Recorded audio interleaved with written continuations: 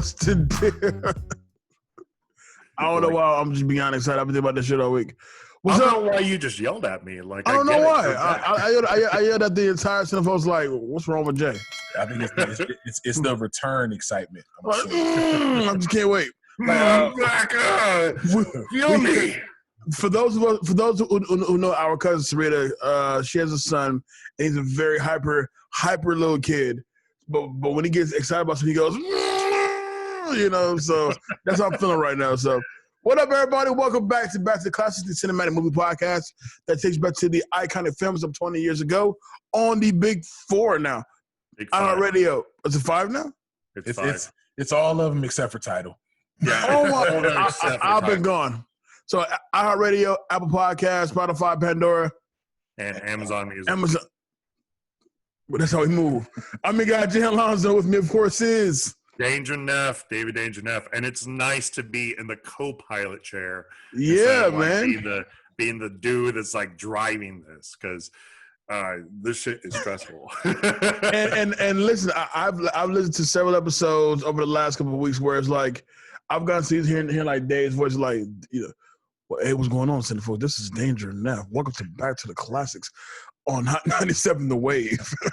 All right, sounds pretty good. I was going to throw in some like Spanish accent with it, like, hello, this is back to the classics, It's a little more Pepe Le Pew. I'm your guy, Danger Neff. There we go. You gotta roll the R's, brother. Only when you wear the hat, though. You have a certain hat that goes along with the accent perfectly, but you never, you never really wear it. I pencil in a mustache. Curl it right at the end, just right, like a Disney villain. So if you recognize, number one, my background is different. I'm not at home, clearly, but we do have a special guest on the show. No introduction is needed for this man. This is the CEO, the head honcho. But hey, man, this is my brother.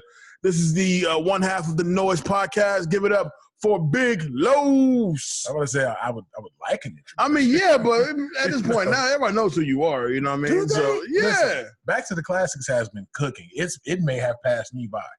So there could be some people who are under the Back to the Classics umbrella as far as listeners and contributors and movie talkers. Cinefolks. What we call them, yes, sir. And they could be like, who is this guy? Fair enough. Clearly, over the last week, I pushed forth a challenge, a Grow This Group challenge. And the challenge is that as long as you join the group and invite as many people as you can, and the person who gets the most accepted invites into the Facebook group will win $25 Amazon gift card, courtesy of me. I'm the one that's paying for it, so no worries. Not coming out of company funds. There's no company budget. All we did was share the voting. And if we're being honest, Jay Alonzo's broke. So hey. So I want to thank everybody who, first and foremost, I want to thank all new followers who decided. Yes, welcome, and welcome as well. Thank you. We are very happy to have you. You're going to find that we have a lot of fun on the show. Please make sure you check us out. We drop every Thursday. For the people who decided to really take part in this challenge, where were y'all before? We could have used this, we've been around forever now. Like, now y'all want to call your homies? All of a sudden, the white dude offers a little bit of money, in the middle. Hey, bro, money talks, man. To be fair, there's a surplus of white people and Hispanics. It is the We Are the World video in the Back to the Classic Movie Talk group. It really is. And we are all collectively urban broke. I just love the fact that within the group right now, it was I posted I don't even know where I found the article at, but it was an article of Piers Morgan denies he's the pigeon lady from Home Alone, and it was like a unanimous, hilarious caption. I can't believe how close he looks like her. I'm like, he's not? I thought he was. All these years. He's not? But again, thank you everybody who's decided to partake in this. Thank you very much. I promise you over this upcoming year, assuming that the situation kind of stays the same, which is what it's looking like currently, I will be offering this challenge over and over and over again. Our goal is to hit 1,000 by the end of March. I'd like to see if we can hit 2,000 by the end of 2021. So we're going to see where we can take this. There's a lot of exciting changes that are going to be coming up. So please make sure you go ahead and check us out. The more that you guys join their group, then we could take this from being a Dave expense, and then it could become a company expense. No, it's fine. You'll still take it out of Dave's cut anyway. But like Dave said, shout out to all the new members of the group. You guys are so dope, and are active immediately, which I think is so dope. Dave, how was your week, man? For the most part, my week was really focused on the group. That was kind of like how the whole weekend went. I've been on like this diet kick, just like you. You look good, man. Like you. I know in the interview that you guys will be able to check out tomorrow on Tuesday. You'll talk a little bit about your weight loss experience. But how much did you lose? At this point, what was it? 33 pounds? I don't know, Joe Biden. I forgot. Jesus, from the time I went into, as we say here now, about 34, 35 pounds. Yeah, no, you look really great. Thank you, man. Yeah, I mean, my week was really focused on the group, so it was pretty simplistic. I've been watching a lot of anime, which, typical white guy shit. So yeah, how about you? How about you guys? Los, our guest, how was your week? I've been working. That is all I've been doing.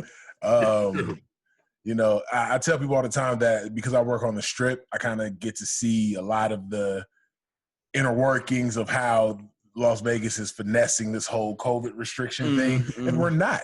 So I've been seeing how all of that stuff go. And once I get home, I'm constantly working on something with Beat.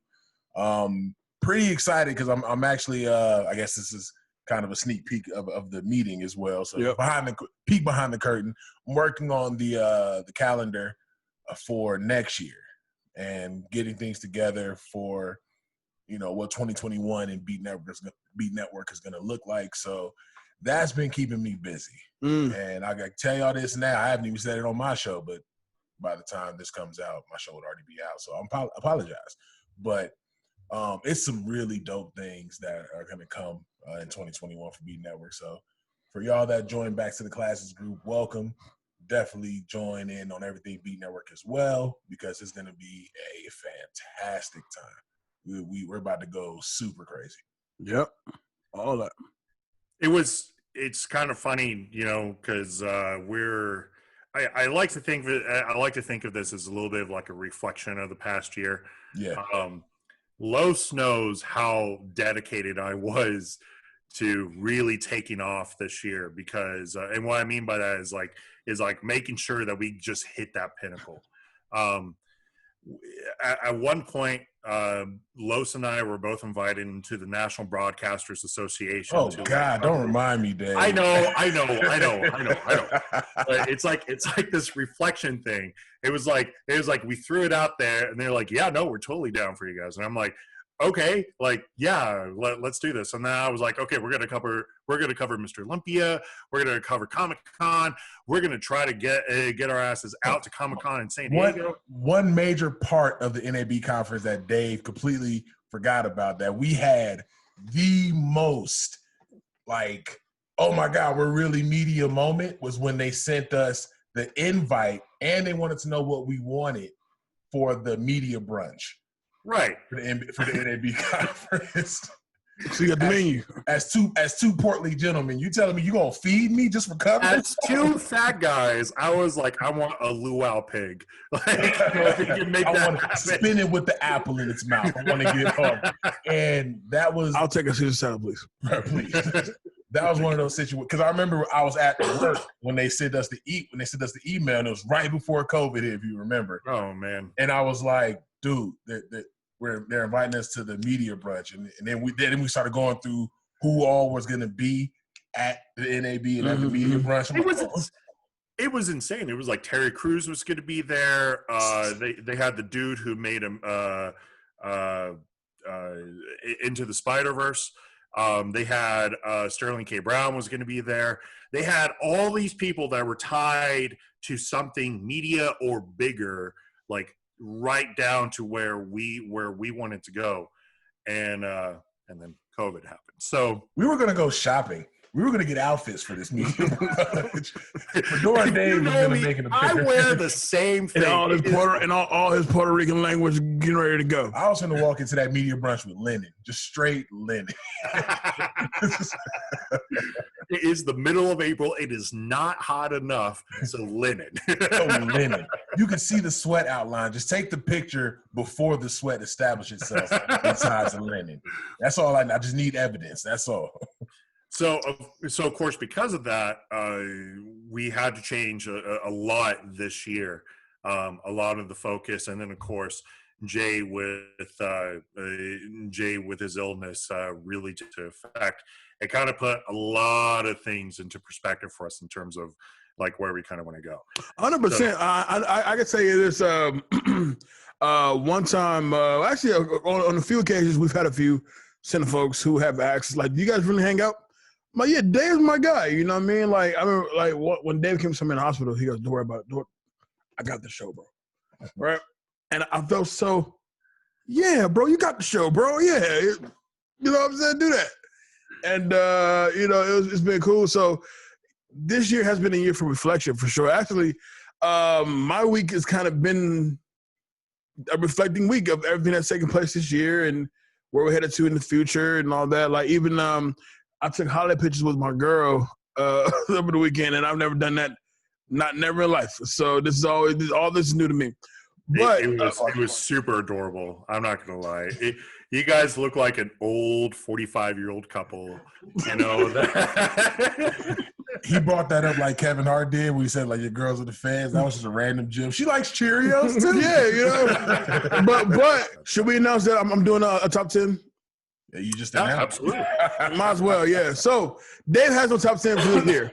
I do. I've had a lot of time to kind of sit and have all this open time to do whatever. So I've been watching a bunch of movies. I happen to have a top 10 favorite movies of 2020.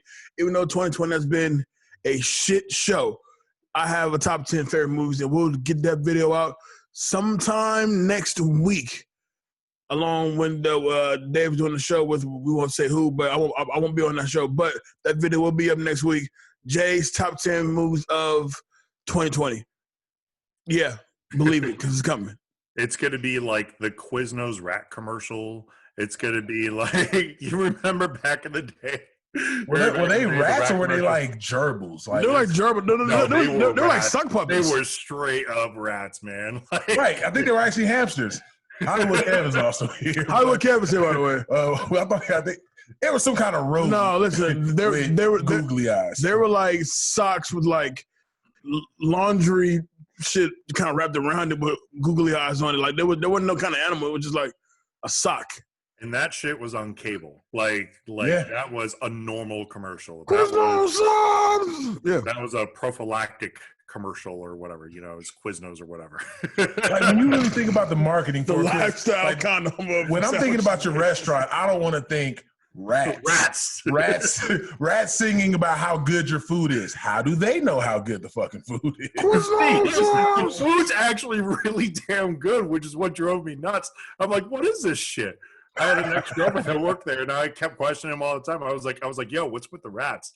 Like, you could do like a llama or something, something else. Would you prefer Quiznos subs or lifestyle of subs? Yeah, exactly. Not the Trojan Magnum of subs, but the lifestyle of subs. Yeah, exactly. Gotcha. Lifestyles of the rich and the famous submarines. I'll give that to Porter subs. I feel like Quiznos is like the bear skins. It used to be the top quality. It used to be like Capriati's, and then it was like, and then. Bro, I haven't had Quiznos in God knows how long. It's been a minute, but let's get into today's movie. So there is one bit of movie news that we have. Do you have movie news? We do. Unfortunately, this is not positive movie news because 2020 has been. That's right. Yeah, that's right. I realized that. Yeah. Over the past week, we had a death, very, very famous black actor. While he wasn't, I won't say that he was the most prominent actor to ever exist. He definitely had some roles. I probably know him best not from the movie Friday, but I actually know him probably best as Zeus in WWF when he wrestled against Hulk Hogan and had that whole rivalry. Rest in peace, Tony Lister Jr. Debo. Tommy. Why did I say Tony? Tommy Lister Jr. Better known as, also one of the main things he is known as is Debo from Friday, amongst the president and the Fifth Element, and he's played the biggest Golden Lord and the biggest Golden Lord in Meteor Man. He plays. He was the maid and on one of the episodes of Martin. Yep. He's the fiance to the girl that Jimmy Fox was flirting with on the Jimmy Fox show. He is Carlton's like security dude on Fresh Prince when Carlton got his. It's like he's a legend that hasn't had a legendary career. Like, it's weird how it works. But definitely a unbelievably recognizable face. And, obviously the masses knows him as Debo, but at the same time, he's one of those guys that the minute you see him, like, oh, shit, that's Debo. Debo, yeah. No one ever said that's Tommy. Yeah.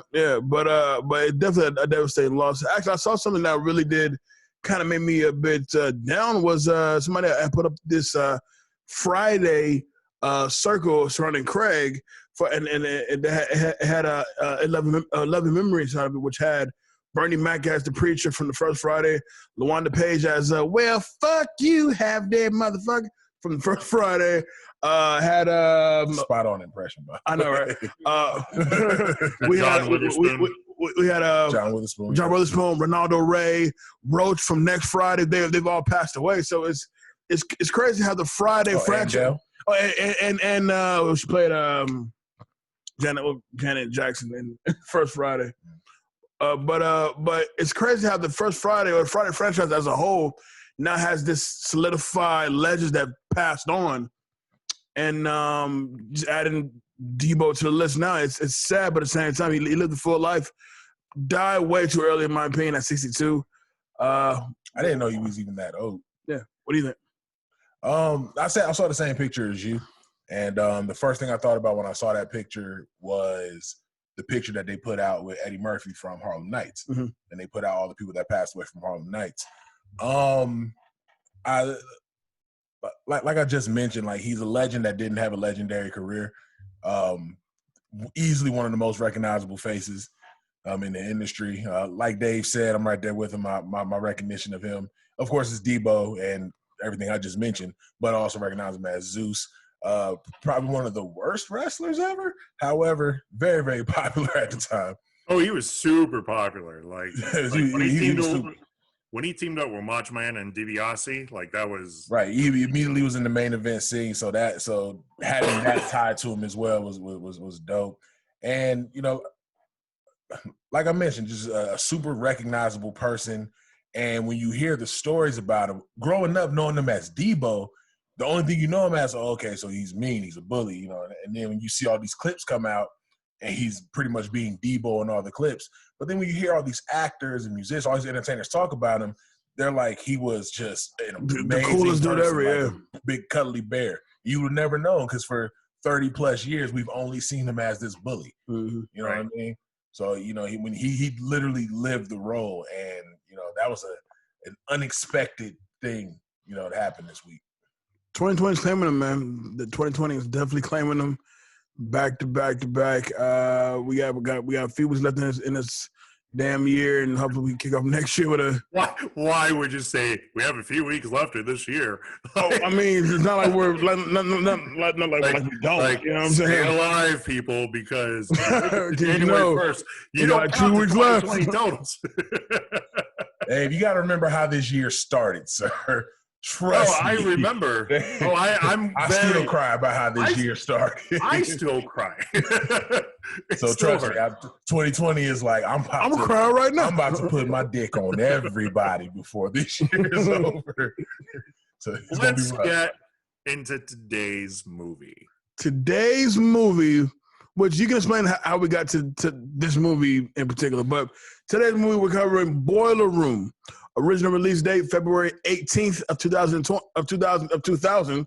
Actually, our father's birthday. Hey, Dad. Shares opening weekend with Beautiful People, Hanging Up, another Vin Diesel movie, Pitch Black, and The Whole 9 Yards. Production budget $7 million with a box office total of $28 million, 66% on Rotten Tomatoes. 78% with audiences. And Los, what do you think? You think that's fair? And I wish I could say that this was me rewatching it, so trying to eliminate nostalgia value, but this was my first time watching the movie. Yeah. I think that I think 70% is fair. I do have my gripes, but I do think 65 to 70% would be fair. Fair it's enough. Definitely I can't even say it's a C's get degrees type situation. It's in the D to the low C range. Fair enough. Jay, what do you think? Bro, let me tell you something. This movie is the definition of a guilty movie pleasure. I love Boiler Room, bro. I've seen it so many times now. I remember being like way younger and I saw the trailer for it and Ben Affleck giving this Gordon Gekko-like speech. I'm like, I want to see that. That looks all right. And then, and I saw it, and I remember even when I was younger watching it and how hip-hop it was and how hip-hop kind of meets Wall Street and it really have nothing to do with hip-hop at all, but a great soundtrack to go with it. And I was really into it. Actually, because I actually had that exact same thought.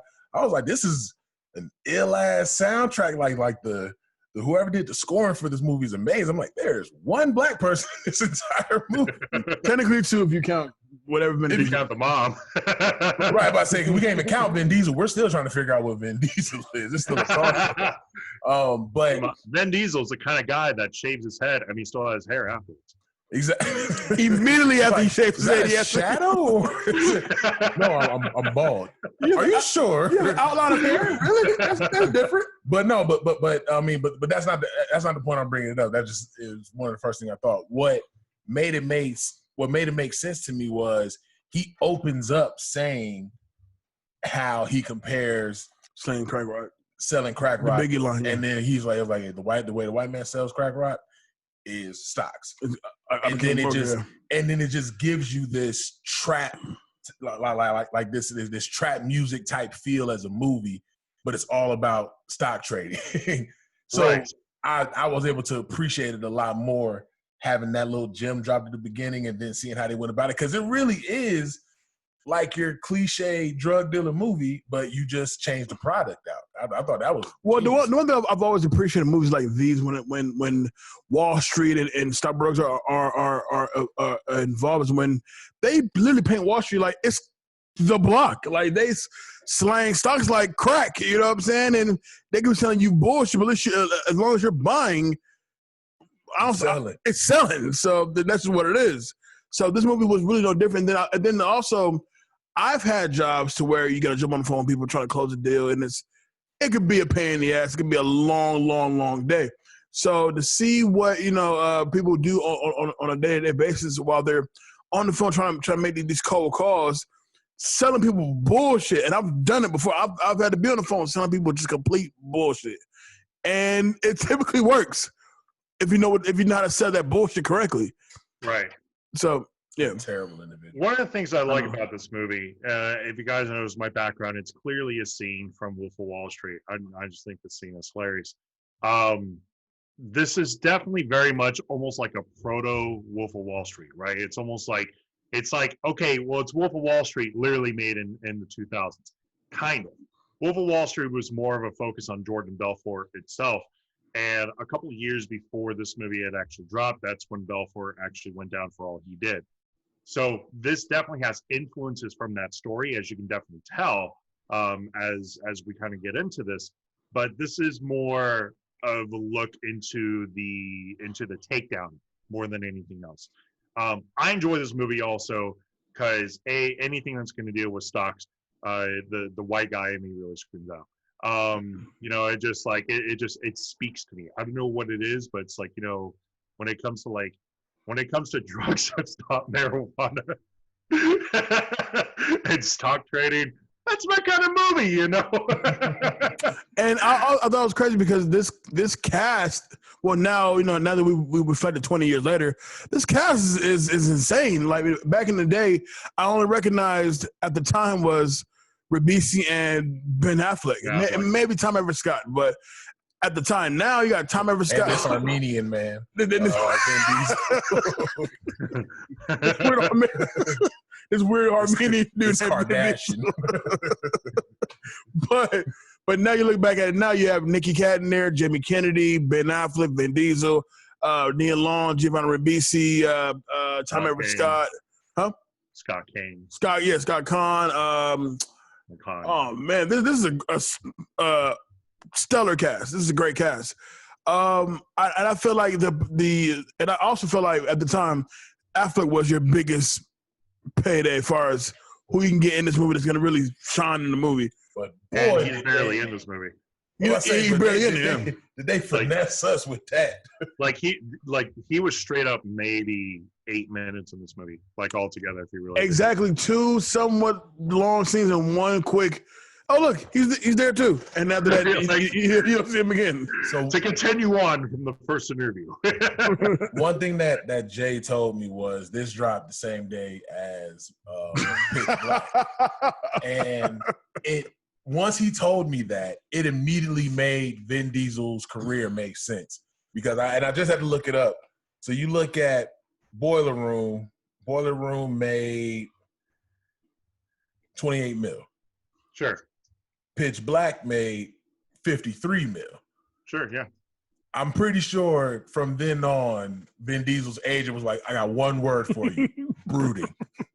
No matter what you do from here on out, brooding. Which is crazy because 2 years before he was in Saving Private Ryan as the guy who gets sniped. And I was just telling Jay, I was like, it's funny because this was my first opportunity to see Vin Diesel act, and I'm like, he's not bad. He's a solid actor in this movie. He's okay, right?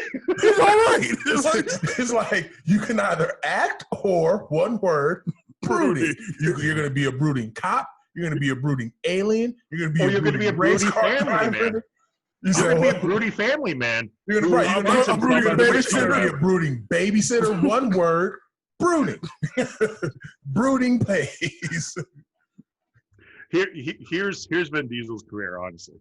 Vin Diesel's career is that any movie franchise that he's big in, it's always circled around like one word, right? So in Fast and the Furious, it's family, right?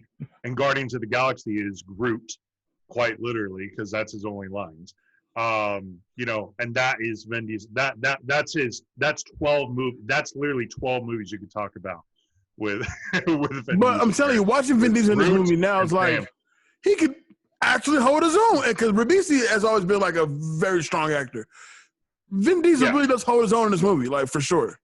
With Vin Diesel, he had what was that lawyer movie he had where they brought back his hair? Find Me Guilty. Yeah. No, he could act in that movie. That movie was actually decently acted by him. But he's brooding. He's a brooding lawyer, though. But he just has more to say. Yeah, he's more smarmy in that. He's kind of a weasel in that. And the hair just throws you off. Seeing him with the Johnny Bravo, I was like, the hair throws you off because you're buff, but the hair is John Travolta's hair on a black dude. Is he black? He keeps claiming, okay? He keeps claiming. He's giving me Puerto Rican. He really does give me Puerto Rican. It's like Dwayne, okay? Like, he claims it. We're not sure until he starts talking. Well, no, the difference between, and shout out to Dwayne. Dwayne used to write for B. I've seen Dwayne. It's like Dwayne. I've seen Dwayne. I don't care. I've seen Dwayne's parents. I've never seen. That's totally fine. I totally get it. Someone needs to do an Ancestry.com on Vin Diesel. When I first met Dwayne, I was exactly like, what he is. I am unsure what this man is. I'm really unsure what this man is. Great guy. I don't know what he like. No, listen. Seeing him that way and then coming to an HBCU and watching him say nigga, it was like. I can really kick your ass right now, bro. Is this a problem? All right, so this movie kicks off in 1999. Seth Davis, played by Giovanni Ribisi, is a 19-year-old, which is crazy. He plays 19 years old, And at the time, he's what, 30 already? For BC, I don't know, man. He was pretty young. Yeah, because the year before this movie, he did. He was 25. Okay, all right. When he did this movie, and the reason why I know that is because I knew him from his Friends career, and in Friends, he was really young. Right. When he was in that. I remember. It was for me seeing him in Mod Squad. Yeah, like a year before he was in Mod Squad. He was also in Saving Private Ryan. Yep. Which is that good old Spielberg connection. So really, these are like the grandsons of these people. I'm about to say, what a weird resume. So he runs this unlicensed casino in his home near the campus, which he already dropped out of school, caters to college students. And the movie opens kind of crazy because, he's asleep and they come by the door, they bang on the door. I'm like, I don't like being disturbed at any time of the morning, let alone just coming to gamble. But you are spending money in my house, so fucking come on over. Right. But he has kind of like he kind of has this kind of cool casino setup he's got going on. Like it's 3 tables, straight blackjack, and then people are just chilling on the couch watching TV, watching the game. Yeah.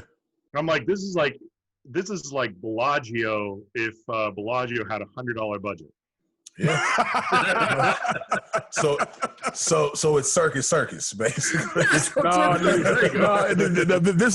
is lots of fun for sure. Straight up had like the green cap on as the dealer. I was like, nobody wears that shit anymore. Not even 2000.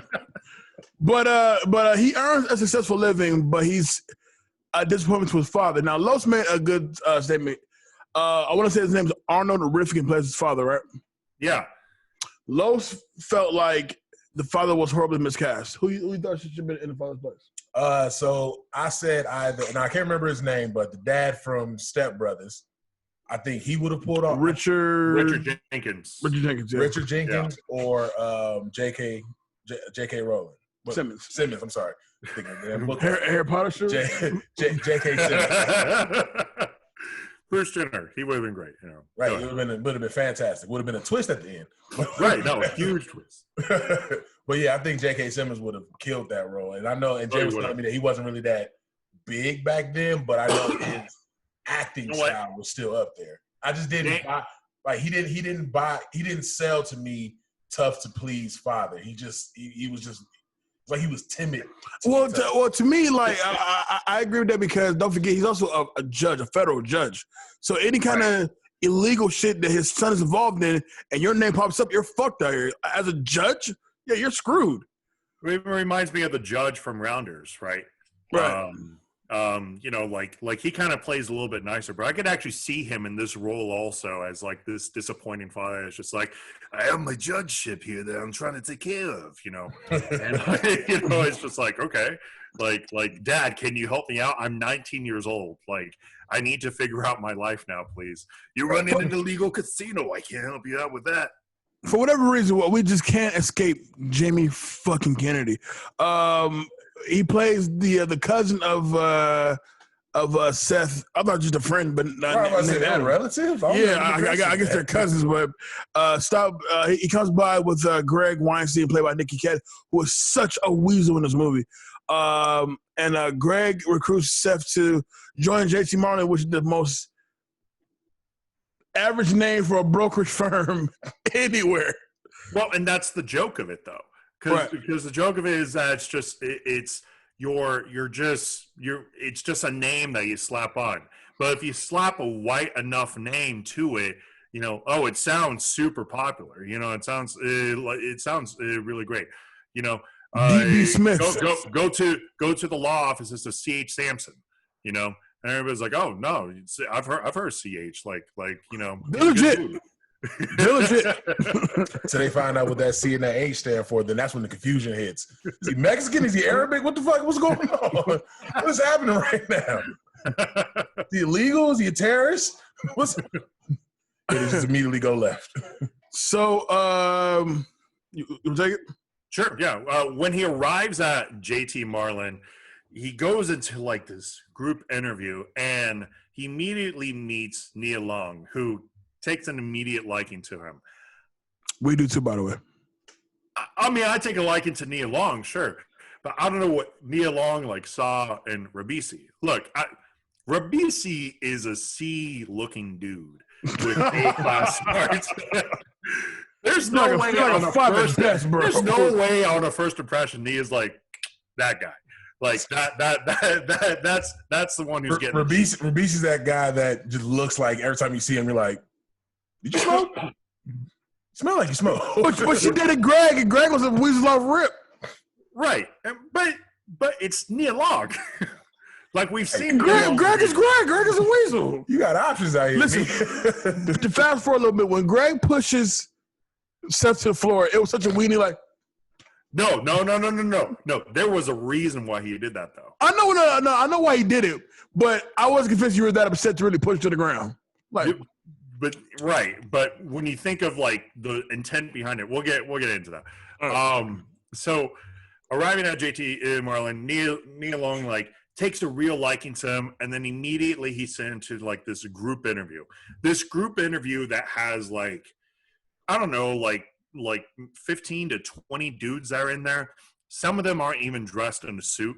They're just like there. And immediately it started to hit on me on like pyramid schemes. I was like, oh, it's a straight up pyramid scheme. Some people here are dressed really nice. A lot of people are not because they've just been invited by whoever, right? And I'm here for the free pancakes. When they're pancakes. Oh yeah. He says we'll be pancakes. After the pancakes? Damn. out to their pancakes. Can I get that bottle of water now? Thank you. Can I get the water? And as he attends this group interview, he learns from Jim Young, who's played by Ben Affleck, one of the co-founders of the firm, of what is expected of his work and also how he can become a millionaire. When Affleck comes in, there's a real sense of, well, Wolf of Wall Street. You know, he kind of comes in, he's kind of spouting a little bit of lines. You know, he says, all right, you guys know, like, Glenn Glare, you know, he spouts off about whatever. And he was like, hey, bud, you're in my seat. And he's like, oh, I'm sorry. And like gets up and moves on. Then there's like this dude who actually most random dude ever fool. being a dick from jump, by the way. First of all, that guy is my that fool, just so you know. Because that guy is my that fool. Because I don't know what makes you think that that's an appropriate action to even do in any interview. Like, not even a group interview. You're not in a suit. We didn't know that this was a shiesty business beforehand. Right. We thought we were coming to what you're doing is uncool, bro. So, we both would have been sitting home that day because you ain't about to talk to me that well. I'm out here trying to make it like you, but you over here talking to me crazy. If it cares about the actual line, the actual line is fucking dumbass. Like, yeah, he's all like fucking dumbass. And like Jim Young is just like, yo, no, you got to go. Get your piece of shit out of here. Like, here we believe in treating people with respect. Mind you, like the scene before, like they were over there like trashing on the other dudes in the firm. So I'm like, this idea of respect is when you're in this group. When you're in the group, it's fine. You know, you can trash each other as much as you want. So I don't know. But we're trying to get a job. You better not go over the professional line. Right. And the firm's technique is very simple. It's cold calling investors to sell stocks. And Seth joins as a stock broker trainee. You have to close 40 accounts and pass what's called the Series 7 exam, which is the exam you need to be to actually become a stockbroker to be able to work your stocks on Wall Street. Now, for those of you who have seen Wolf of Wall Street, they even gloss over very quickly on how it's all an illegal business. This gives a slightly more better detail, but basically here's how it goes. They took the idea of selling penny stocks, which is the idea of penny stocks. You're allowed to invest into them for companies that are basically like down on the dumps, or they may take off, or they need some extra funding to kind of doing whatever, and to gain their funding for whatever project that they're basically supposed to do. Most penny stocks, like 97% of them fail, right? But that's the whole key with cold calling, because when you can just report this shit, no problem, you get a piece of the cut anyway. And then when it falls off, well, it doesn't matter. You know, you've already sold the people on whatever. So you still get your commission out of it, and you're screwing everybody over in the process. Bernie Madoff used to do this crap with Ponzi schemes. And that's basically like how this entire thing kind of goes out. The brokers are weird. Like, it's almost a parody of all those Wall Street movies, because they go out and they start quoting Glengarry Glen Ross, right? You know, they go, you know what the ABCs are? And it's all like, yeah, man, we've all seen the movie. It's always be closing. Like, we get that, right? And they're whores for Gordon Gekko too. Right. They go straight into like this house that has no furniture in it except for one couch and nothing about that TV says I'm going to be successful doing this. That's what I'm like, where are you guys getting this at? But you know what though? I also spoke to that scene with Jay, because I'm right there with you. It does come across as a parody, and I think they added that scene to be meta, because if you remember, they all were repeating Wall Street word for word. Right. And it's one of the reasons why I think the movie is hilarious, because it's so much of like kind of throwing shade at Wall Street in itself. It's like, oh yeah, no, you can be one of those guys if you wanted to be, but most times you're the guy that's on the couch or eating off the floor, watching TV, quoting these like big bucks movies or whatever. It's the same thing with pyramid schemes. Pyramid schemes do this, where they go and they quote something from they attribute something to somebody who was remotely successful, right? I mean, I feel the same way. I also feel like it leaves the level of curiosity. Like, is this really how Wall Street guys go about their day? Their day-to-day? Do they go crazy with blow? Do they drink heavy at the end of the day? Do you know? Are you just knowingly and willingly fucking folks over on a daily basis? Like, just, hey, I'm rich, so it is what it is. No, I don't want to say that. Like, okay, as long as you know how to protect yourself, which is you're going out and you're getting yourself what's called a fiduciary, which everybody has to be a fiduciary now. Then it's very hard for someone to kind of screw you over on this. You could still make money on the market, but brokering, it doesn't have the same luster as it did in the 2000s, when this was much more prominent. Like, a lot less coke now. Yeah. Well, coke is still around, but you know, you're not getting the Matthew McConaughey. I mean, Molly's just good. I just want to just kind of keep moving, you know. Right. So, anyways, Seth starts making like a good living, right? And he starts winning like his dad's approval, and he begins embarking on this romance with Abby Halpert, Nia Long, the secretary and Greg's ex-girlfriend, right? By creating this artificial demand in stock of expired or fake companies, Greg eventually starts figuring out like what's up with this company.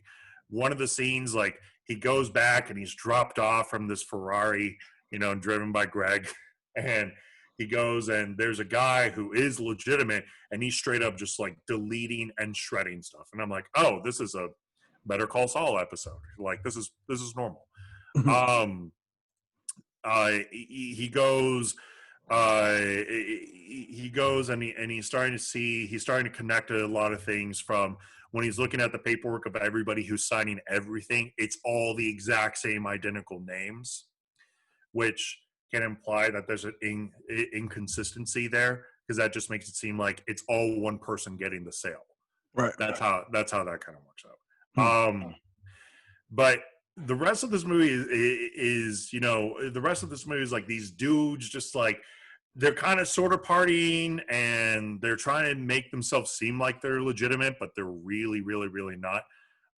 Once there's a really key scene like early on where Seth actually winds up making his first sale, but he hasn't passed his Series 7 yet, right? And his boy Chris, who's played by Vin Diesel, is like being super cool about it. They cut the necktie, you know, they you know, it's all this like bro culture all of a sudden. Coolest Peruvian man you'll ever meet. Yeah. I don't know what he is. You know, part of me thinks he's American Samoan, you know, but he's too small, right? Or he's And this is too small. Yeah. Yeah. So I don't know. You know, and you're starting to kind of get the sense of animosity between Greg and Seth because Greg's like, yo, if anybody found out that you were the one that did this shit would be shut down like right now, which is true. You're really not allowed to broker a stock unless you have it requires severe licensing. You can actually get in a lot of trouble for that. And to really think that Greg's only acting like that by merely seeing Abby look at Seth. That's all it takes. Bro, you're that petty. You're that jealous, bro. I mean, I get it. Good is good, but let it go. No look. Last time he got that look, he got some Nia Long drunk. Yeah, that's true. I mean, it's fair enough. Right. I'm definitely pushing you over. Like, why you looking at him like, nah. Eventually, Seth becomes a broker.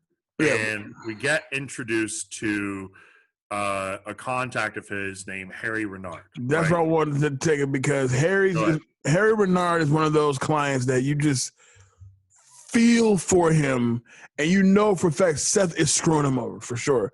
And so you feel for Harry once he really works Harry up to really want to invest. First thing out the gate, Harry is talking with his wife, who don't trust a damn thing Harry does.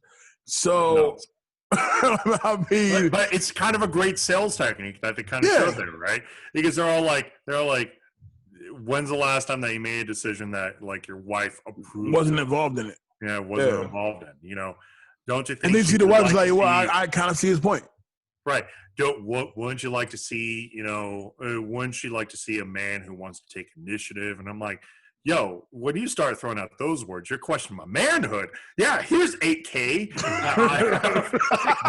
You're right. Here's $5,000. I don't give a fuck, goddamn it. But you know what? I'm a man. I can do shit like that. You know what's funny though? Even though this movie had a lot of parody vibes to it, it also was I feel like written cleverly because he was throwing out all that stuff like, you're not the man of the house, clearly. You know what? No, here's AK, give me the stocks. And then when they cut to his scene with him being at home, he's washing the dishes. Right. Yes. Thank you. Like he's washing the dishes, he's cleaning them. He's all like, I got it, honey. Like, it's okay, honey. What did you do? I bought some stock. Oh. Man, that also lets you know. Oh, we're still trying to buy a house. I know. But that also lets you know his wife is a mass murderer because she maintained that same little half smile the whole time. Well, she's killed people before. That's her poker. But overall, the stock value does drop. The stock tanks actually. It costing Harry both his savings and eventually his family as well, which we'll circle back to that pretty soon. And it's crazy because now you kind of see where Seth is mentally. Like, he realizes, like, I'm really screwing folks over. And then Harry is the one that really makes you feel like, yeah, what I'm doing is out of line. I'm really, like, screwing people over. And Jay, let me ask you. Yeah. You've done cold calling before. I have. And you know how the sales techniques go. I think we've all had experience with that.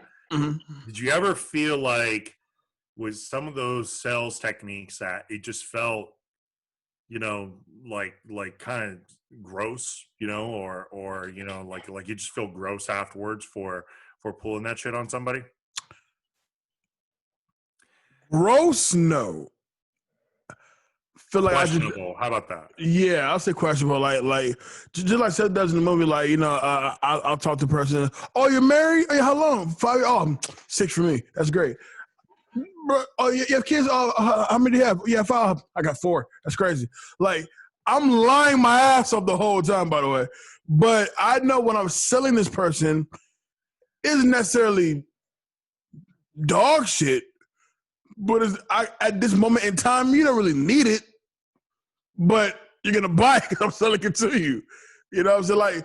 Like trying to sell timeshares to people, right? Like trying to sell timeshares in 2020 right now. It's like, I can convince you to buy it, even though me and you both know COVID's a thing. You don't need to buy a timeshare right the fuck now. But no, that if you wanted to buy that, that's down the line. I can sell it. It's all right, you know. And just like you buy a timeshare, and then the property that you buy a timeshare at literally shuts down because of COVID. Like, hey, this is yours though. This is 100% yours. Right. This movie gets crazy. Like, feeling guilty for doing this, Seth resolves to kind of start shutting everything down. First thing he shuts down is a casino. Part of the reason why he's shutting down the casino is because the casino is dropping 40%, over the course of the last 4 weeks, which is a lot. Which that isn't necessarily resolved, and it's hilarious because they got the kid from Scary Movie, to be like John Abrams, yeah. Yeah, and I'm like, oh, okay, glad to see you acting something else. And he shuts that down, and then he approaches his father. His father comes straight out accusing him of destroying people's lives. And I think it was that kind of come to Jesus moment, for Seth, because once he realized like what he did with Harry, now that he's getting these accusations, and like the whole time he's kind of alluding to this whole huge problem that he had with his dad when he explained in a story to Nia Long how like he fell off his bike and broke his leg, and his dad, who did not know how to be a good father, smacked the shit out of him. And you don't believe it because his dad is so timid, like the entire movie. But it's like you know what? Like, I get that. I get kind of this idea of trying to find your father's respect, from that, or whatever stories you're deciding to make up. And once, again, he starts really investigating, and he finally shows up at like his father's office, and he explains to his father that he shut down the casino and went along with like this highly criminal line of work that he thought was actually legal to gain his family's approval. He then requests that his father help him on an IPO scheme to rob the firm of their money and bring them down, hoping that his actions, while illegal, will recover enough money to help JT Marlin's victims. And the dad's like, no, get out of my office. Well, he had the whole tearful plea, and all that. So sure. That didn't have one tear. Not zero tear ever. But it came in the Visine with bro. Just kept going. I felt that scene was so real, which is why the next scene afterwards, I'm like, then there was no point to the scene. That's my problem because which it kind of leads me to having the dad kind of be like my dad fool, because the next scene, he obviously the mom is talking to Seth on the phone. He's walking like, oh, I did something. No, what are they talking about? You know what the fuck they're talking about, Dad. Pay attention.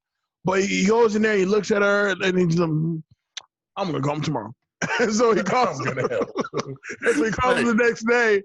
And mind you, as Lowe's watching this scene, I hate this fucking scene. As he's talking to him, mind you, you just got done promising to your son, tearfully pleading with you, I need help. I thought this was legal, and it's not. I need help. Help me. Right. Prior to that, your son wasn't shit to you. You was cussing him out. How dare you call your son the next day? Okay, kiddo, I'll help you out. Okay, kiddo. I was like, no, that didn't come from the heart. That didn't come from the heart. Fuck you, okay, kiddo. That didn't come from the heart. It didn't. That's why he had the little typing on the desk before he said, right. Okay, kiddo. I gotta, that feels weird. That feels weird. The next day, or sometime soon afterwards, Seth is arrested after having a conversation with Nia Long by the FBI for the violation of 26 SEC and NASD regulations. And it's brought into their custody along with the father, as the Bureau had discovered their IPO scheme from a tape-recorded phone conversation. Before that, he goes and he's just like, He goes and he's like, don't worry about it. You know, I'll take care of this, Nia Long. And then the FBI was just Get like, back in the car, Abby. They were like, get in the car, Abby. And like the look of betrayal on his face, like, oh, bitch. Like it's almost like that's what he said. He's like, bitch. They didn't actually say it, but that's what it looked like, right? And the FBI, who is just, I don't know, I thought he was like gross also. He was playing. The FBI dude, especially the one that was questioning him, he just looked so plucked out of like an FBI magazine. You don't even look real. Oh yeah, he isn't real. He's not real. He's not a real person. Everybody knows this.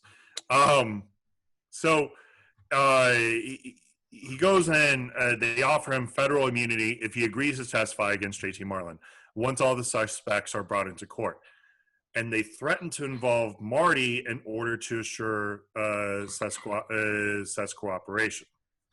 Instead, Seth asserts that he will testify against the firm and provide strong evidence for the illegal practices only if his father is released. And that's kind of poor wording there. Really, they were basically like, your father's going to lose his judgeship. And shout out to Giovanni Ribisi for falling for the okay kiddo. You know, because he's just like, my father had nothing to do with this. My dad had nothing to do with this. He just told me, okay, kiddo, last night. Right. He kicked me out of the office. And then when they played the videotape of it, and you just see it defeated. Because in these last 2 hours, we knew that the last person he wanted to let down was Dad. Right. But now I got him in this shit from what I done did. Right. You're trying to gain his trust a little bit. And now you got him mixed up with the fans. Like he did go to the wall. I'm shut the shit, son. And he and the agents kind of come to an agreement on this. Also, he and his dad kind of sort of make up, as the dad was like, there's not a day in my life that I don't think about that moment and what I should have done. I shouldn't have slapped you. I should have beaten the fuck out of you because you were being a little pussy. Why would you cry over a broken leg? That would have been more believable. Not, like having all this welled up feeling inside. It's like, okay, right. Yeah, all right, whatever. Let everything go at that point. How awesome is it? How awesome is it that once Seth goes back to work, dealers work out to where his father is pretty much completely granted immunity, nothing to do with nothing. He goes back to the office and he's basically he's trying to get back Harry's money back. Far as we know, Harry's wife and kids have left him, and he's been left in the corner somewhere. We know. We know. Do we know? She straight up is taking the suitcase. Yeah, they dip. Like Harry's there crying in the corner. Suicide imminent. Right? A parody. It's like, come on, man. Like you may be down in the dumps, but you ain't crying in the corner down in the dumps. Your life savings is done. You still got your job. Like you still have your job with your apartment. But she left me, man. She left me, man. She left me, man. You were paying your bills with your savings. That's not a savings, brother. That's a checking. That's expense. So this movie reminds you of the time that we're in because he gets the call. No, even before he gets the call, he manages to get Tom Evershott's character, Michael, to come up with an opportunity for him to get in on this IPO. That way Harry can make his money back. But he needs to have the the approval from Greg, who's a putz at this point. But right. I love how he uses this scene. He calls in Greg, said, Mike wants to see you. Greg comes in with this. Listen, I don't give a shit what he told you. He's like, whatever he and I have, that's personal. Like, that's completely personal. Like this motherfucker needs to be fired from here. He knows nothing. I said, first of all, bitch, I didn't say nothing about that, number one. Number two, so I love the fact that it goes back to the fact that once they get his 40th account for Greg screwed him over and took the 40th account, even though technically this is your client. Right. And so he does it. goes back to the office, gets hit with the it's time call. I haven't seen a floppy disk in years. I've seen a floppy. I've seen a floppy disk in years. I'm like, holy shit, they still got floppy disks. Well, those were floppies in 2000? Like, oh my God. Good for you. I didn't think they still were the worked. days you could just save it on there and just pop it out. Now you got to wait for the USB jump drive to export completely. I thought floppy disk went down when Nintendo came out. But apparently, like in 2000, they were still using this. Yeah, I'm talking the original Nintendo. Exactly. so he gets the floppy, puts it in his jacket, writes a note to Chris. First of all, they're trying to make this look so tense, and I'm like, nobody's looking at your computer. Like you can relax. No one's concerned about you. Looking around, like because he put a floppy in his computer. Nobody knows what's going on. He did freak out. Everyone's gonna turn around like, hey, what's on the floppy? Is that a floppy in 2000? Oh, you must be stealing customer What's data. on the floppy? But he gets to Chris. They meet in the stairwell. We also see some good Vin Diesel acting. Explains to him that the FBI arrested him. They're coming for everybody. I need you to sign it so we can get the fuck out of here like now. Like he explains it in a way where it's like it's question after question after question. Bruh, listen, this is what's happening. Sign this. I'm gonna go. I suggest you do the fucking same because they're coming for everybody. So let's go. Chris signs it. And I love this because he gets it, says sorry to Chris, like, well, you better hurry the fuck up because they're coming. Yo, and Chris like straight up bolted for his and that's what I'm saying. Like he said, I'm going back to Dubai. the way it's framed is so dope because as Seth is pretty much out the door, you cut to the view of the parking lot, and the whole cavalry is coming in the parking lot, right? But the Chris is like, I'm out, peace out, and I'm dipping. And the movie ends. You see two big ass school buses come and take everybody inside that building to jail. Right? What would have cracked me up? Like I know they try to seem like, oh, Chris is so cool. He just like gets up and leaves. You know damn well he made it look like he was bolting to his desk, like he needed to really use the bathroom. Trust me. Like he needed to take a big old dump on the first floor of that building, not the second or wherever they were. Witnesses. Like, you know that's what he probably looked like. Because I'm sure Chris looked outside and be like, oh, he ain't bullshit. I gotta go. You know what I'm saying? And as far as we know, JP Morgan's on like the 16th floor. It's like, we gotta go. You know what I'm saying? What would have cracked me up is if they would have shown just a little bit of Chris's escape. Like he's like trying to crawl out of a window from the 16th floor, trying to land himself on the tree or whatever, misses, breaks his leg. Then, Seth's dad comes up and just smacks him, for breaking his leg. My fucking leg was broken. Also, real quick on Greg, like, we didn't really explain it, but Greg had like this whole story on like, how bad it was when like because Scott Conn fights a lot in this movie. Like right. That's the whole point of his character is to get drunk, insult people, and fight. So they were like, oh, it's a big deal. Remember how it was a big deal in our Jewish community, which I didn't really connect that. When I first watched it, I didn't really get the connection of like, okay, why are they talking about Jewish community? Like because at certain points, Greg was making it seem like they were from the same neighborhood, and it's like you're not. Like you met him at whatever, and so when he decides to like push him down, I'm like, oh.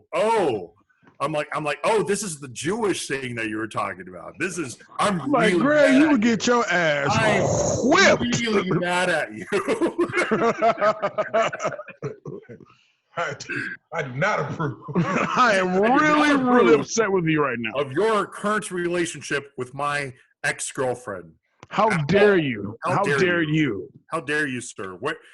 Where's my hand? I'm going to smack you on the shoulder, not in the face. That's disrespectful.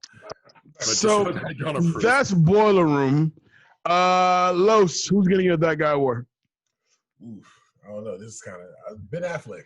Maybe. I don't know because there's really no There's no point like in Ben Affleck the in this movie. smart guy in this. You know what I mean? Outside of Ben Affleck, and you know who probably didn't get arrested? Ben Affleck. Oh, he knew what was up. He dipped. He was gone. He was like 1 hour. I will be back at the hour mark to make another appearance. And So I can yell at some new trainees under a different name of the firm. Exactly. I'm all throughout the trailer. But I'm gonna come in the beginning. I'll be back. I didn't get arrested. That's out. Ben Affleck. That chicken word. The only chick in the movie. Nope. I'm gonna give it to Greg's wife. Not Greg. What's his name? The guy that was getting scammed. Harry. Harry. Yeah, I'm gonna give it to Harry's wife. She's no bullshit. She's a murderer. Like she was able to maintain all kind of peace when he told her that what was going on. Then she laid the law down. Then she took the kids, had a grown man in the corner crying in a fetal position. As far as we know, there was no murder-suicide, but you never quite know. Harry's wife life story. I kind of want a resolution on Harry. Like, did he get his money back? Did he make it? I don't think he made it. You know what happened night. after the credits roll. So I'm gonna give that one to. You can't really give it to Nia Long because she snitched. She the feds. That full of work. You know, I'm gonna give it to the dad. I'm gonna give it to the dad because The super judgy judge. you know he was doing the right thing the entire time by abandoning his son. As soon as he got involved, as soon as he decided to be Now here's some shit. the first thing he did as a good father, not only do I find out you're doing illegal shit, now I'm involved with the feds. You got me in your shit? Now we know what kind of father you're going to be, Los. Right. Hey, I'm not going to get involved in your go. bullshit. You know, that's how it is. The minute I get involved in your bullshit, I'm in your bullshit now. Hey, and I'm in your bullshit. I am totally in your bullshit now. Because the way my man stepped back and played that tape of that conversation, you ain't about to just look at me. Right? Fuck! The father is that fool because he was going down the right path, not being in his son's corner. And as soon as he decides to be in his son's corner, I'm tied up with the feds as a judge.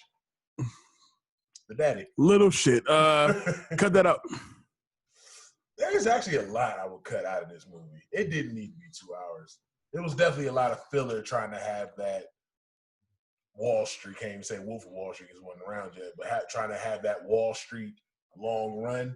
I would say as a cut it out,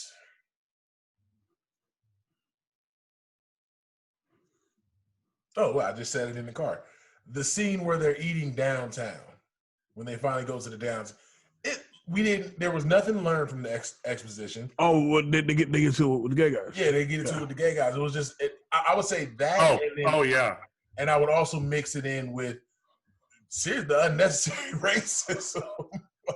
You can kind of mix all the shit, you know what I'm saying, involved in that and cut it out because it didn't tie into anything. It didn't tie into anything at all, especially that scene. You take that scene out, you chop off 10 minutes from the movie. No, that scene probably is like a good 2 minutes long. Felt like 10 minutes. It did. It really did. It was, yeah. Does it hold up? I wouldn't know. I didn't see it. Yeah, it's the first time watching it. I thought, like I said, I thought it was good. Would you ever watch it again? How about that?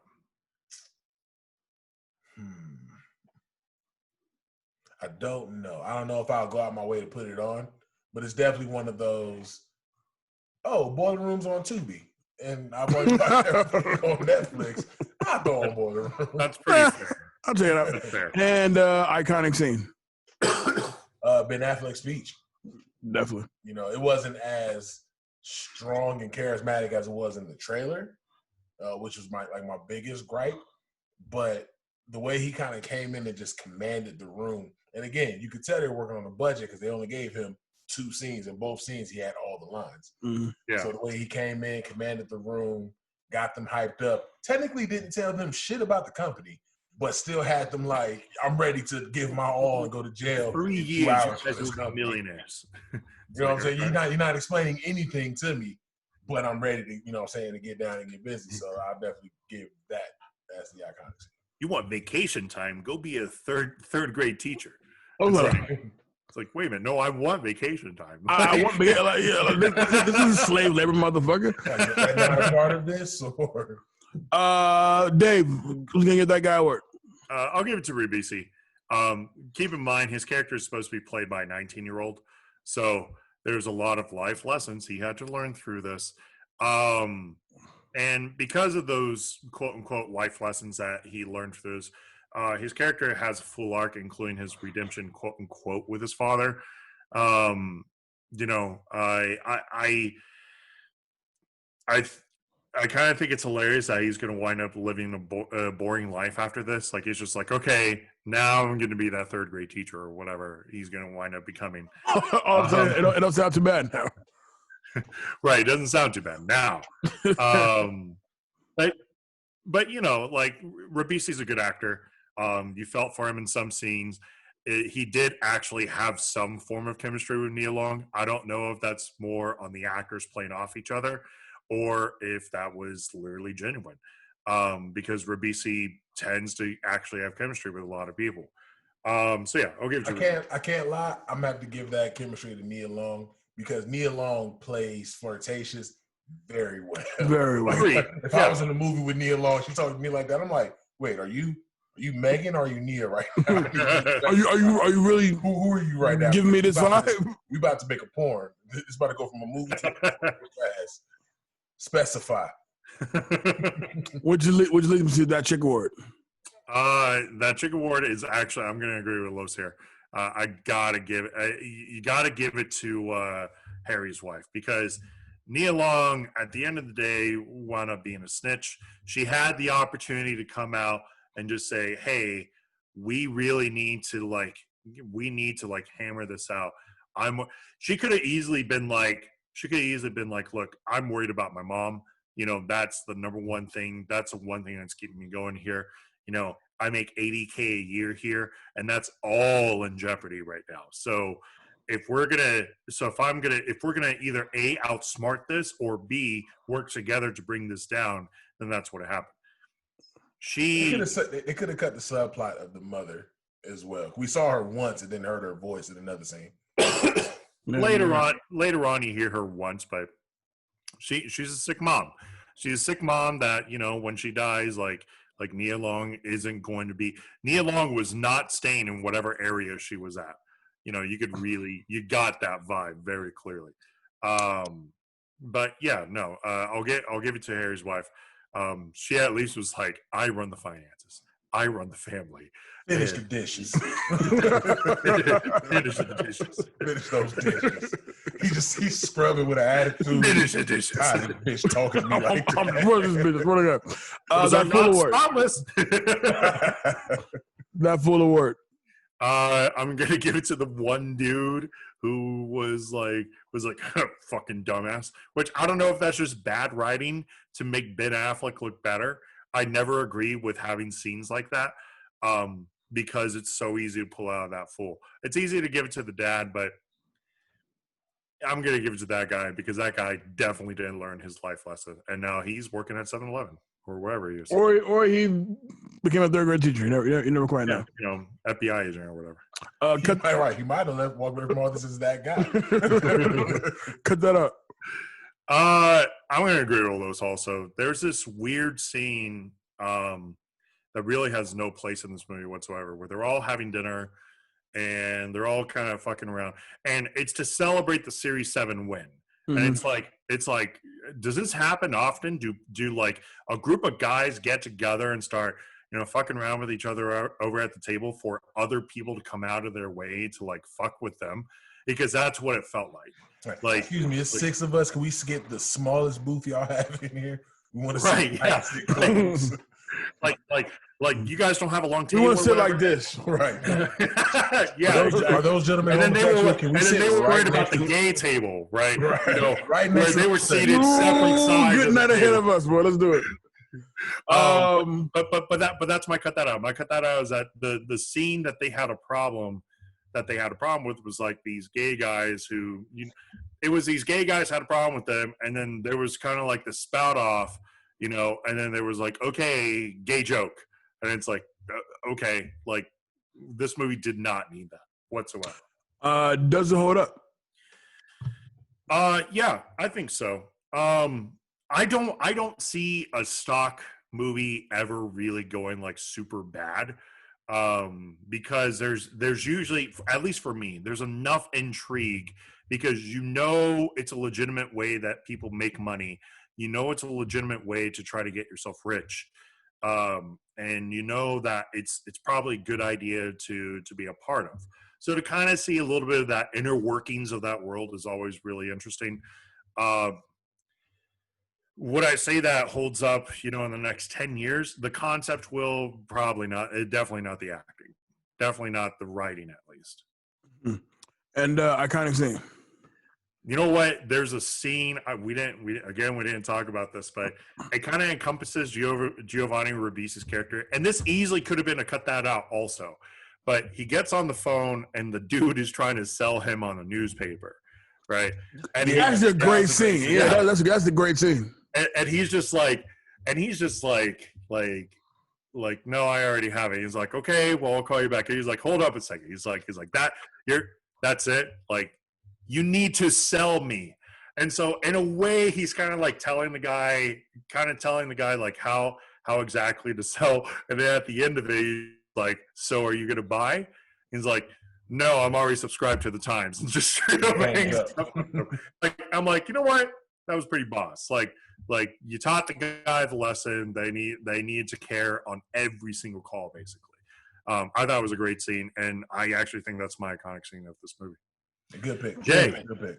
It's been a long time since somebody has actually asked me questions for the takeaways.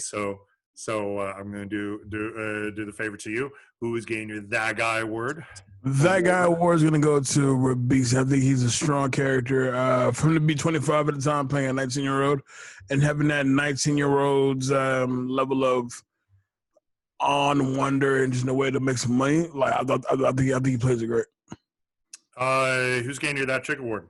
That chick award is going to Harry's wife because she wears pants in that family, and there's no getting around that. That fool award. Going to Harry's pops. I agree with Lopes. Like, you were a shit father, and then you realized, you know what? I need to be a better father.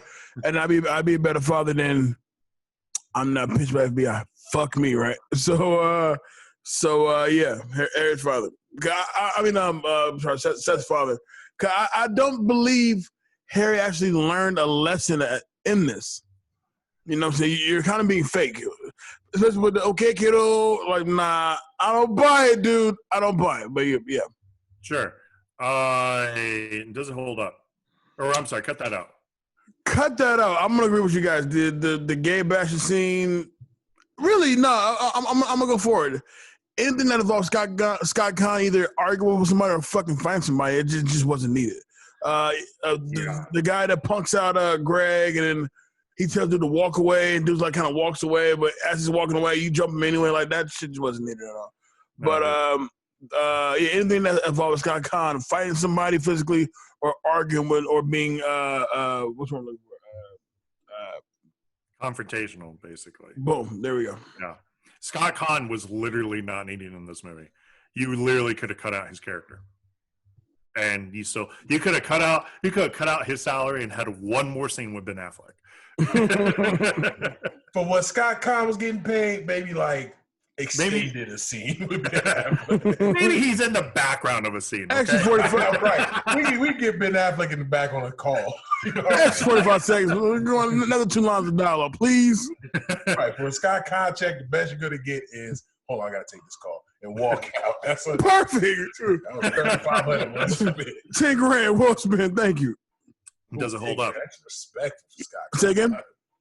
Does it hold up? Yes, it holds up. I'm like you. Anything about stocks and Wall Street, you pretty much know what you've come to expect with these kind of movies. Like, Wall Street's already painted in a certain way. It's like, this is a super animal, dog-eat-dog kind of a world, you know what I mean? So no matter what the movie is that surrounds this subject, it's going to be, people who are just money hungry. The feds are looking at it. everything's not only up and up. You know, it's just you know what you can expect, and it's been like that since Glengarry Glen Ross, Wall Street 2, The Wolf of Wall Street. You know, it kind of just keeps going. I've always enjoyed a good Wall Street, you know, illegal operations movie. There's Even- a really Even Trading underrated Places. one. You ever seen the movie Margin Call? Yes, I have. That is super underrated for a Wall Street movie because they actually like go into the details of like what happened. And they It's do like dirty shit in the movie too. But it's good. It's but it's good dirty shit though. I can tell you that. Mm-hmm. And finally, iconic scene. Iconic scene. I'm gonna go with the second Ben Affleck monologue when he's pissed off at the guys not making enough calls, and he goes, "Stand around, move your ass. Motion creates emotion." Saying, "What are they gonna say? No, fuck you." You know, like just the way he commands that room while being upset that they're not making enough calls or they're not seeing enough closures. You know, he walks in there like, "Listen, y'all want to get rich or what? Otherwise, get the fuck out." Exactly. Love it. Exactly. Love it. Let's get into some quick hits. Let's wrap this thing up. The plot of the movie is loosely inspired in the life of Jordan Belfort, whose biography was later depicted by Martin Scorsese's in The Wolf of Wall Street, which is my background, obviously. Despite a significant amount of hip-hop songs in the movie, there is no official soundtrack containing any of the songs, most likely to avoid payments for the licensing. Hence, fans of the movie have created an unofficial version of the soundtrack with the songs, which I'm like, there's no official soundtrack to this movie at all? I mean, kind of makes sense. Because they end this movie with Pharoah Marsh. Yes, well, one of the best hip-hop records ever made. And then I watch credits, but there's another song at the end called "Money or Love" by a rapper named Socrates, which I don't even think he made a song since 2000 easily. So, but the song was so dope. So I'm like, there's really no soundtrack to this movie. That's wild. So yeah, right. The Ben Affleck referred Matt Damon for the role of Seth Davis. Matt backed out to work on The Bourne Identity, which good move, Matt. Smart, very smart movie. However, I would definitely say this was one of those moments. Like I never say this in movies, but this was one of those moments I was like, Matt Damon probably should have did this. It probably should have been Matt Damon. It would have made more sense with Nia Long coming along the way than Giovanni Ribisi looking like he smelled like Newports. He doesn't want Newport. He smells like Virginia Slim or some shit. Nah, definitely. No, he's a new. You know, he's a Newport. It's that sticky smoke. He's a Newport meth guy. Come on, we all know Easily. Seth Davis is never seen making real money as he's still driving around in his station wagon or driving with other characters with their high-priced cars throughout the movie. Very true. The assumption is he never makes it as a successful broker, despite being first in his recruiting class to have opened up the required 40 accounts. On Wall Street, broker trainees are required to open 40 accounts for their senior broker and are known as account openers. Right. On Wall Street, broker trainees actually make $300 a week, but in the film, Ben says they make $150. $150. Cut that right in half. These are called cold callers. And you got one more? Yeah, yeah, screw it. Jeff, was played by John Abrams, tells Seth this isn't Denny's when arguing about working at the casino. Would go on to star and Meet the Parents that same year as Denny Burns. Fair enough. There you go. That's the show. So happy to be back. Shout out to my boy Dave for letting me. Hey, man. Happy to be back. Shout out to Loso for guest starring with us today, man. Thank you so much, brother, man. Where can they find you? At Big Los IG on IG. And, of course, y'all can follow The Noise Podcast at The Noise Podcast on Facebook, Instagram, and Twitter. And, of course, The Noise every Monday. Lately, it's been Tuesday. But, you know, the ending of 2020 has been a bit of a bitch. So we're just kind of playing catch-up with everything. But every Monday on all major streaming platforms except for Tidal. Danger. Where can I find you? You can always find me on IG, Twitter, and Facebook at David Danger Neff. I'm the co-host here at Back to the Classics. For those of you who are participating in the Facebook group, thank you so much for doing so. Please remember, the Christmas bracket is going on. Best Christmas movie of all time. So if you go onto the Facebook group or even on our IG page, BTTC Podcast, you can go ahead and vote for whatever we are putting up there. I gotta give a shout out to Los here. Los is the ones that's been doing the graphics for the IG side, and they look so fly. Very versatile. They are very versatile. It's something I love. So make sure you do so. Come check us out. As always, you can always follow, like, and subscribe us on all the major platforms. You know what to do on that. And we got a lot of things kind of coming up, which we'll talk about soon. And that's all I got for me. Jay Alonzo, where can they find you? Oh, also, real quick, make sure you check out the interview that I did with Jay. It was super early in the morning on like Friday or Saturday or something like that. You can clearly tell we are just awakening for the day. It was. I'm not going to say it was the best interview, but I kind of knocked it out the park. I'm just kidding. Make sure you check, right, exactly. Make sure you check that out. There's a lot of great insight into the journey that Jay had to do to get back onto the mic here today. So please, if you care about the show, go ahead and look for that episode. That will be dropping presumably in the next 24 hours. Yes. Jay Alonzo, where can they find you, sir? You can find me on all the social media, simply at official Jay Alonzo. Everything that Dave said, I'm saying it too. Follow the show on Instagram at BTTC Podcast, and all the other platforms at BTTC Podcast. To double out the shout-outs and thank yous to everybody who jumps on the Back to Classes Move to our group and page. You guys are awesome. Keep supporting us. We'll keep giving up. We'll keep cranking out awesome content. Shout out to once again, huge shout out to Duval, Selena, Leland, who filled in for me while I was gone. And big shout out to my boy Dave for holding down the fort while I was gone. I am back, baby. See y'all next week. We'll see you guys next week. Thank you guys so much. All right.